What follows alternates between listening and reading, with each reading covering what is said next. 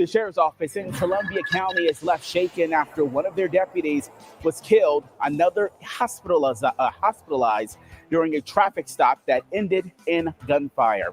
And that's where we do want to begin. Thanks so much for joining us for Fox 5 News at 6. I'm Eric Perry. It has been a tough week for law enforcement across Georgia. A second officer killed in less than 10 days and the fourth to be in the hospital by gunfire. Now, this all happened last night just after 6:30 on Interstate 20 in Augusta. That's when sheriff's deputies with the Columbia County Sheriff's Office conducted a traffic stop on a motorhome they say was driven by James Montgomery. It started out, they say, as a routine traffic stop. Investigators say those deputies informed Montgomery he had to be served with a protective order due to a domestic violence incident between he and his wife.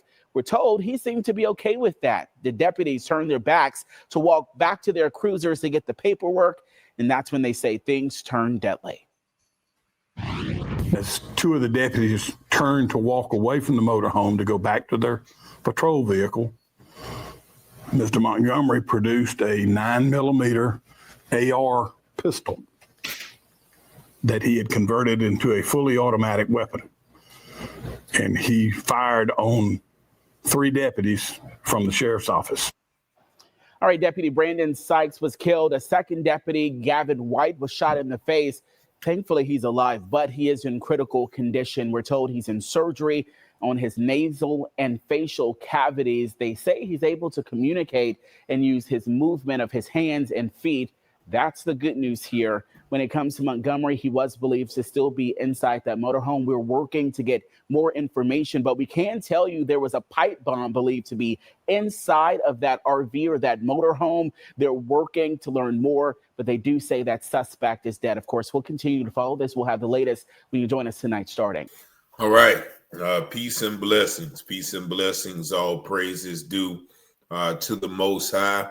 And here we have yet another little publicized shooting of law enforcement officers. This time it happened in Columbus, Georgia, earlier this year in April, where James Blake Montgomery ambushed 2 deputies as they walked away from his RV, his camper, while they were trying to serve him protective orders against his wife.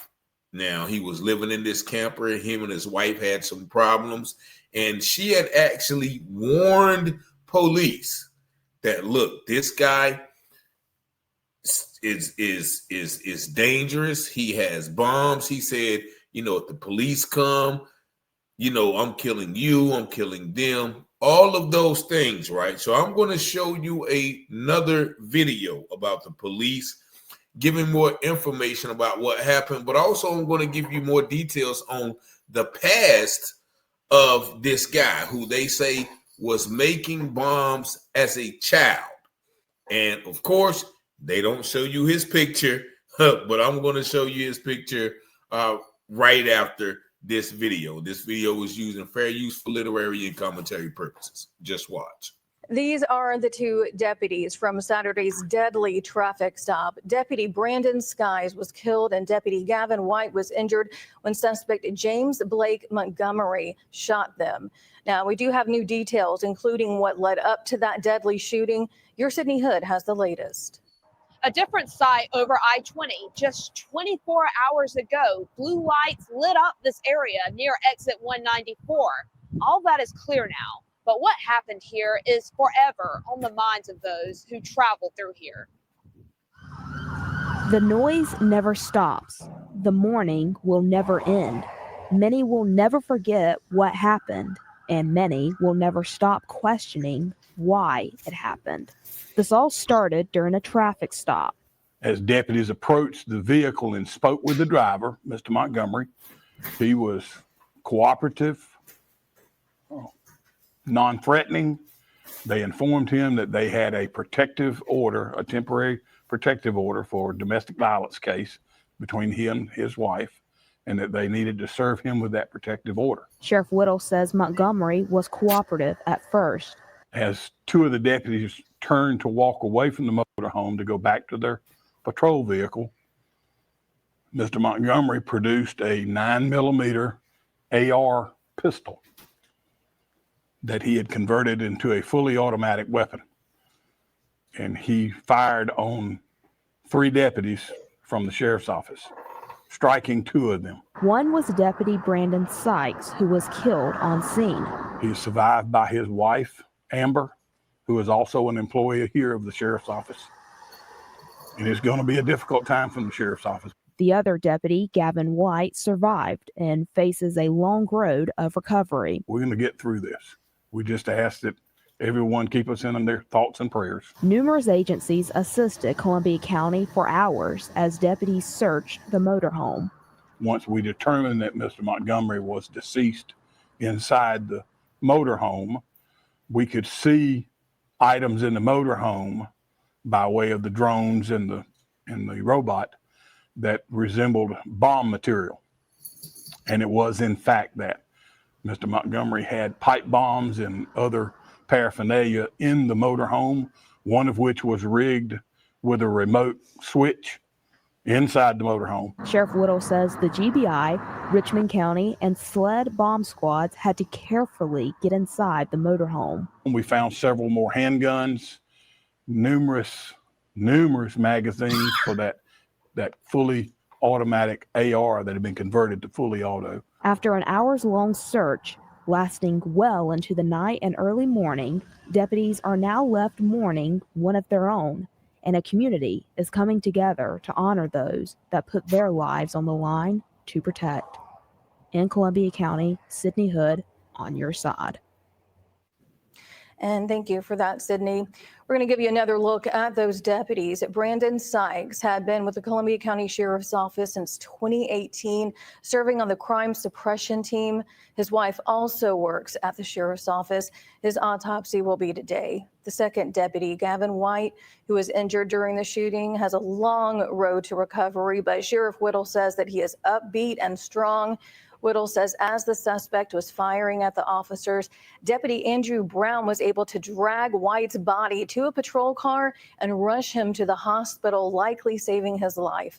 White is recovering at Wellstar after having surgery yesterday morning. Columbia County's regional investigation team is in charge of this investigation. It includes officers from Richmond County, Burke County, and Columbia County. The team was started years ago to investigate incidents just like this. Sheriff Whittle also spoke about mental health in the community during the press conference. He says it's something that law enforcement has to deal with every single day. Unfortunately, this is what law enforcement is facing every day, Austin. The mental illness in this country is rampant, and nothing is being done about it. There's a lot of talk about it. There's a lot of words. Everybody wants to give people narcotics of some sort to fix their problems. But I think most of you know, as we do, that unless they take that medication diligently, there's just a lot of people out there that can't function in society, and they're a danger to society. And there you go. Of course, I waited and waited and waited. And at the end, there they blame it on mental health. You hear the sheriff saying, well, we have to do something about the mental health in this country. Besides, why can't this man just be pure evil? Every time a white person commits a crime, it's always mental health. But when a black person does something, it's savagery, thuggery, just evil person. They need to be locked up. No mention of mental health. This guy had a switch, what the young boys call a switch, where you convert a regular pistol to an automatic pistol, automatic firearm. He had a switch, and he had a RV laden with bombs. And he shot deputies. He played it because they said, okay, yeah, he was real calm. He was real calm. And then he waited till they turned their back, and he shot at 3 deputies. He hit 2 and killed 1. And you see how they tried to play the heroic thing. Well, they dragged the officer out and they saved his life. Now, this officer got shot in the face, reconstructed surgery on his nasal capacities and cavities and all of those things. Yet and still, they blame this on mental health, and they do not show a photo of this guy who shot two officers. But just let me show you the photo since they won't. So this is him, James Blake Montgomery, the monster, the animal that killed two police officers, one police officer almost killed another one and shot at another one. This is the guy that they're saying, had mental health issues. Now I'm going to play this last news clip so you can actually see and hear. I'm probably going to read a little bit of that one. But you're going to actually see and hear, once again, he had a RV laden with bombs. And so he knew what he was going to do. He knew he wasn't trying to go to jail, even though they were just serving him a domestic violence restraining order. And again, this video is fair use for literary and commentary purposes only. Very sad situation happening out in Columbia County this evening. And it all happened around 7 when 2 deputies were shot during a traffic stop. We're checking. We know right now that 1 deputy is dead and 1 is still in critical condition fighting for their life. Meredith Anderson is live on the scene. And Meredith, have you learned anything new since we last talked to you? Can you kind of give us a rundown of what's going on?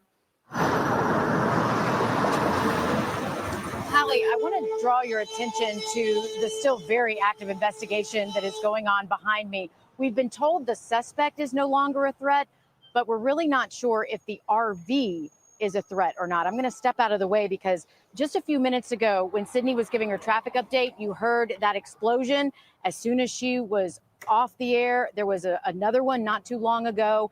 And we're told that's likely deputies making entry to this RV. Now, the suspect had some bolos, we're told, for pipe bombs and some weapons. So they are working to try to get into that RV. I mean, this is unfolding as we speak. They're trying to, first of all, see if it's safe for them to enter. And second of all, what kind of weapons, what kind of pipe bombs might be in there. There might not be any. There might be a lot. So obviously the interstate is shut down for a reason, as these deputies are investigating, and that could potentially be a big reason why. Again, we don't know what's in that RV, and since that bolo went out that he could potentially have pipe bombs, it's a very dangerous situation. But again, we are out here monitoring that for you, and really just the fact that a deputy lost his life tonight is the overall sentiment here, just a somber night as all of this is unfolding behind us.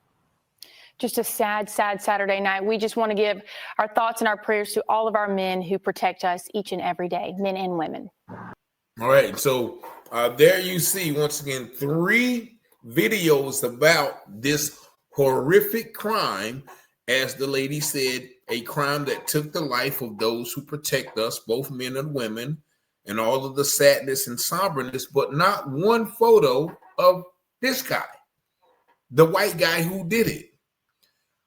Why not? Somebody ask yourself, why not?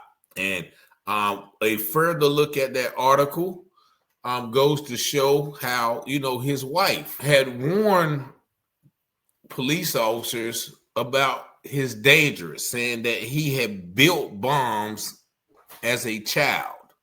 The order was filed by his estranged wife, who said that she feared for his life, and signed by a judge on Thursday.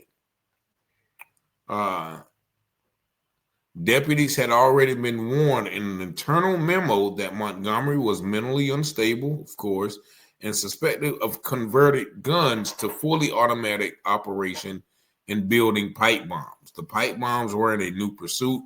His family tells News 12 that he has made pipe bombs all his life and that it was just something he did as a kid growing up in the country. That proved to be a dangerous skill when combined with mental illness. Montgomery is diagnosed as bipolar, paranoid, schizophrenic, and has been off his meds for quite some time. Deputies tried to serve divorce papers on February 6th. Montgomery's family told them he would shoot officers before they got to his RV. After the deadly shooting, his family said this: "We had warned officers and made every attempt to try and help get him better."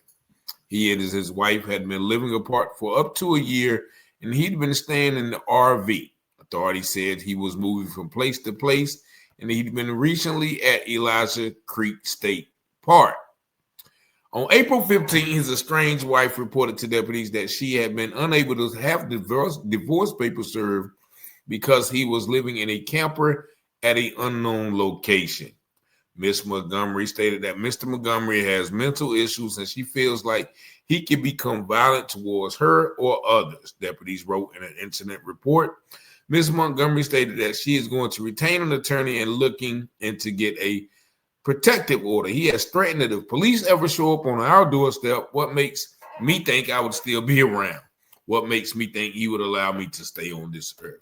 So this is the violence that we are dealing with in America, who is taking the lives of police.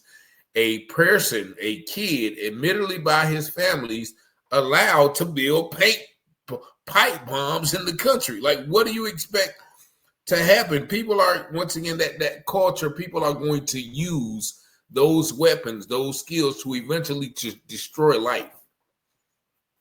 The gun culture, all of those things, and the mental health narrative. He's saying, okay, telling his wife, if they ever come with the divorce papers, I'm gonna kill you. All of this is just pure evil. But none of that was focused on in either of the videos. What did they focus on? The sadness, the somberness, the deputy's life lost, and the sadness of the deputies and all of the, sympathetic, empathetic narrative or rhetoric to take the focus on or focus off this madman who built pipe bombs and converted regular guns to automatic guns and just tried to kill 3 deputies. But we are the ones who police fear the most and kill the most. Make that make sense. Y'all let me know what y'all think about this video in the comments. And make sure you subscribe to this channel if you like this content to help this channel grow and be more prevalent in the internet spaces. But as always, you see the number 919-587-7782. Thank y'all for watching, liking, sharing, subscribing, and commenting. And as always, I pray you have peace and blessings.